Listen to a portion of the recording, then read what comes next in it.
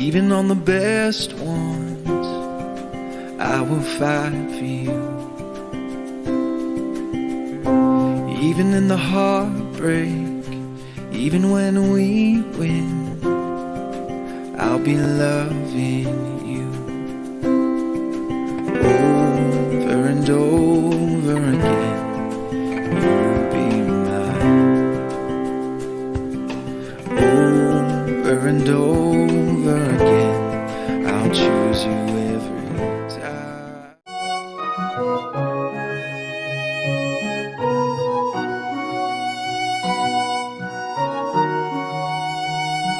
कलवरी के पास खड़ा हो, खून की धारा देखता जा,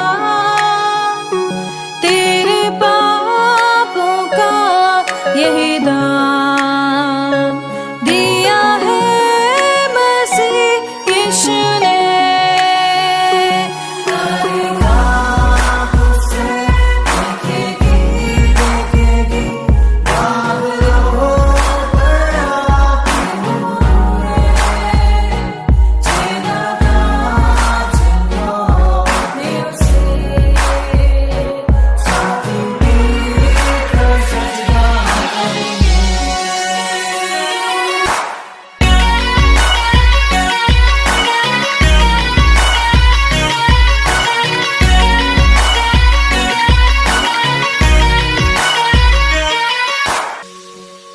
ये हुआ सब तेरे लिए, तूने भी उसे छेड़ा था, फिर भी प्यार से वो बोला था, जाता क्यों नहीं तू उसके पास, फिर भी प्यार से वो बोला था, जाता क्यों नहीं तू उसके पास।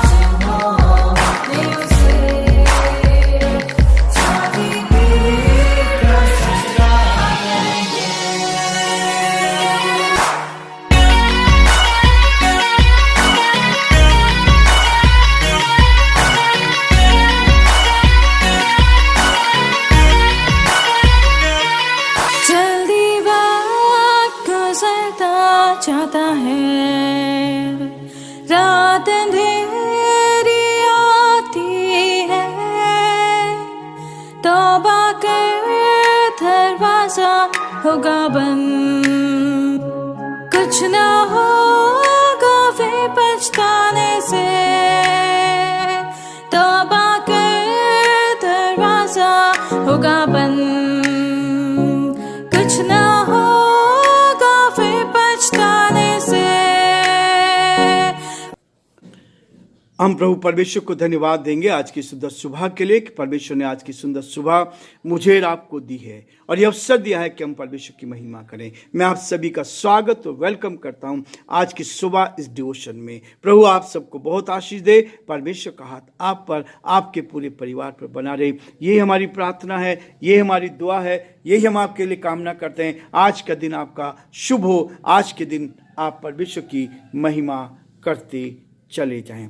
प्रियो, परमेश्वर का वचन मुझे और आपको इसी बात के लिए प्रेरित करता है कि हम परमेश्वर की महिमा करें। आज अपने अध्ययन में हम आगे बढ़ेंगे। 2 कुरिन्थियों का 7 अध्याय और उसके 7 पद में लिखा है, और न केवल उसके आने से परंतु उसकी उस शांति से भी जो उसको तुम्हारी ओर से मिली थी, और तुम्हारी लालसा, तुम्हारे दुख और मेरे लिए तुम्हारी धुन का समाचार हमें सुनाया, जिससे मुझे और भी आनंद हुआ, जिससे मुझे और भी आनंद हुआ। परमेश्वर अपने इस वचन के पढ़े और सुने जाने पर आशीष दे। प्रार्थना करेंगे। धन्यवाद और स्तुति के योग्य हमारे सामर्थ्य परमेश्वर, हम आपको धन्यवाद देते हैं आज की सुंदर सुबह के लिए। ये सुंदर सुबह प्रभु आपने भी एक बार फिर से दी है। आज प्रभु जी मार्च की 2 तारीख हम आपको धन्यवाद देते हैं। एक एक दिन आप हमारी मदद करते हैं, एक एक दिन आप हमें संभालते हैं और हमें नए महीने में प्रवेश कराया। इस महीने का दूसरा दिन हमारे जीवन में दिया, इसके लिए धन्यवाद देते हैं। हमारी प्रार्थना, हमारी विनती है, आपकी दया दृष्टि हर कदम पर हमारे साथ बनी रहे, हम आपके साथ बढ़ते चले जाएं और आपके नाम को धन्य कह सके। हे दयालु, हे सामर्थी, हे विश्वास के योग्य परमेश्वर, हम आपकी तारीफ करते हैं इस जीवन के लिए जो आपने हमें दिया है। हमारा हृदय आपके प्रति धन्यवाद से भरा है प्रभु, कि हर कदम पर आप हमारी अगुवाई करते हैं, हर कदम पर आप हमारी मदद करते हैं। इसके लिए हम आपको धन्यवाद देते हैं। हमारे प्रदेश राजस्थान के लिए हम आपको धन्यवाद देते हैं। यहाँ के मुख्यमंत्री के लिए धन्यवाद देते हैं। प्रभु उनको आशीष दे। हमारे सारे देश के अलग अलग मुख्यमंत्री को आपके हाथों में सौंपते हैं। पूरे देश पर आपके अनुग्रह की दृष्टि चाहते हैं। प्रधानमंत्री के लिए प्रार्थना करते हैं, राष्ट्रपति के लिए प्रार्थना करते हैं। आप उन सबको भी अपनी शांति दी, ताकि वो आपके प्रेम का एहसास कर सके और जो आपकी योजना उनके जीवन से पूरी हो सके। बड़े आदर के साथ, दीनता, नम्रता के साथ इस प्रार्थना को अपने प्रभु, अपने धारकर्ता यीशु मसीह के नाम से मांगते हैं, आमीन। प्रियो, परमेश्वर का वचन मुझे और आपको कहता है कि व्याकुल क्यों है बेटे। व्याकुल नहीं होना है, निराश नहीं होना है, हताश नहीं होना है, दुखी नहीं होना है। हर रोज वो हमें सामर्थ देता है, हर रोज उसका वचन मुझे और आपको प्रोत्साहित करता है, ताकि हम इस वचन को लेकर व्याकुल ना हो, समस्याओं से घबराएं नहीं, मुसीबत से घबराएं नहीं, लेकिन परमेश्वर के साथ हम उस रिश्ते को लेकर आगे बढ़ते चले जाएं। इसलिए प्रियो, वचन में लिखा है, गिनती में इस बात को कहता है, विलाप गीत जो है इस बात को दर्शाता है, चाहे दुख भी दे तो भी अपनी करुणा की बहुतायत के कारण वह दया भी करता है। चाहे वो दुख भी दे, चाहे वो दुख भी दे, विलाप गीत में इस बात को बताया गया है। चाहे दुख भी दे तो भी अपनी करुणा की बहुतायत के कारण वह दया भी करता है। परमेश्वर हम पर दया करता है। संसार हमें दुख दे सकता है, यीशु मसीह को संसार ने दुख दिया, उसको क्रूस पे चढ़ा दिया, यहूदी लोगों ने उसको क्रूस पे चढ़ा दिया, लेकिन आज वो हमारे बीच में जीवित है। और न केवल जीवित है, परंतु वो कहता है, हमारे जीवन को आगे लेता है। अपने संसारिक जीवन काल में दुख की चरम सीमा पर प्रभु यीशु ने कोई प्रसन्न नहीं किया, अपने हृदय को उसने उठाया। परमेश्वर चाहता है कि हम उस दुख को अपने जीवन में लें, और जब उस दुख को लेते हैं, परमेश्वर हमें आगे बढ़ाता है, ताकि हम परमेश्वर की महिमा का कारण बनते चले जाएं।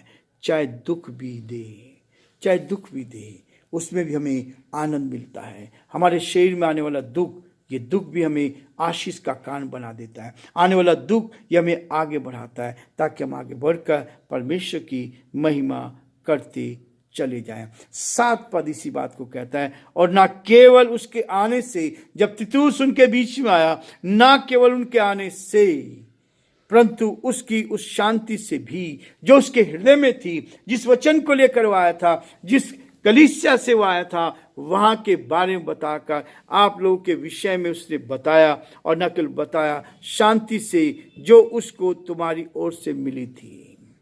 यह है मसीह जीवन का एक बहुत बड़ा कर्तव्य। जब आप मसीह जीवन में आगे बढ़ते हैं, जब आप मसीह जीवन में परमेश्वर के साथ चलते हैं, तो हर परिस्थिति में आप उसको धन्यवाद देते हैं, हर परिस्थिति में आप परमेश्वर की महिमा करते हैं। इसलिए प्रियो, परमेश्वर का वचन मुझे और आपको हर समय शांति से भरता है, तसल्ली से भरता है। जब एक दूसरे से आप मिलते हैं तो आनंद से मिलते हैं, शांति से मिलते हैं, एक दूसरे को नमस्कार कहते हैं, एक दूसरे को प्रोत्साहित करते हैं। और इसलिए यहाँ पर पौलुस के लिए ये बहुत ही आनंद का समय था। उसने तुम्हारी लालसा, तुम्हारे दुख और मेरे लिए तुम्हारी धुन का समाचार हमें सुनाया।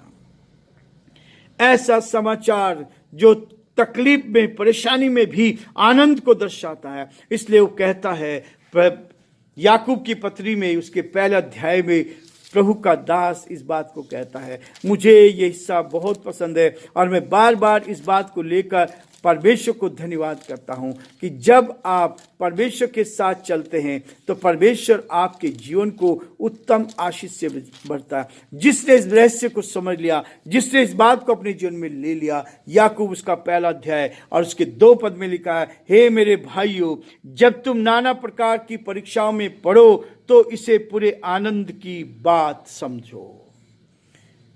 नाना प्रकार की परीक्षा, एक समस्या दूसरी समस्या, दूसरी समस्या दूसरा विरोध, इन सब बातों में जब आप आओ, तब जब तुम नाना प्रकार की परीक्षाओं में पढ़ो तो इसको पूरे आनंद की बात समझो। और उसके बाद 3 पद में कहता है, यह जानकर कि तुम्हारे विश्वास के परखे जाने से धीरज उत्पन्न होता है। धीरज को अपना पूरा काम करने दो। प्रियो, ये है मसीह जीवन, ये है वो मसीह जीवन जो हर कदम पर धीरज रखने के लिए कहता है। समस्या में, क्लेश में, परेशानी में, कठिनाई में जब समस्या आती है, जिसका मतलब आप आगे बढ़ रहे हैं, उसमें आनंद मनाना है। जब तुम नाना प्रकार की परीक्षाओं में पढ़ो तो इसको बड़े आनंद की बात समझो, और न केवल आनंद की बात समझो, लेकिन प्रियो, बाइबल हमें हर कदम पर समझाती है, हर कदम पर हमें प्रोत्साहित करते, हर कदम पर मुझे और आपको मजबूत करती है, ताकि हम परमेश्वर की महिमा का कारण बनते जाएं। जब लोग हमें सताते हैं, लोग सोचते हम सता रहे हैं, वो सता किसको रहे हैं? यीशु मसीह को सता रहे हैं। उसने कहा, जो तुम्हें सताता है वो मुझे सताता है, मुझे सताता है। और यहाँ लूका उसके 6 अध्याय के 22 पद में लिखा है, धन्य हो तुम जब मनुष्य के पुत्र, यानी यीशु मसीह के लिए धन्य हो तुम जब मनुष्य के पुत्र के कारण लोग तुमसे बैर करेंगे। आज जो बैर है मसीह लोगों का, यीशु के नाम से है, यीशु के नाम से है। अमेरिका की संसद में भी ये बिल पास किया गया था कि यीशु के नाम से प्रार्थना नहीं करनी चाहिए।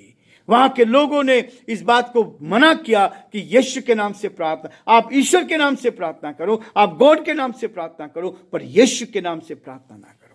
एक भाई हमारे बीच में आए थे, उन्होंने जो धरना दिया था उसके बाद उन्होंने बताया कि ये ऐसा अमेरिका की संसद में भी हुआ। ये केवल हमारे देश में नहीं, लेकिन सारे देशों में इस चीज का रहा। ये यहूदी लोगों ने इस बात को किया। इज़राइल में जब यीशु था, यरूशलेम में जब था, लोगों ने उसका विरोध किया और उसको क्रूस पर चढ़ाया। लेकिन वो कहता है, धन्य हो तुम जब मनुष्य के पुत्र के कारण, यानी यीशु मसीह के कारण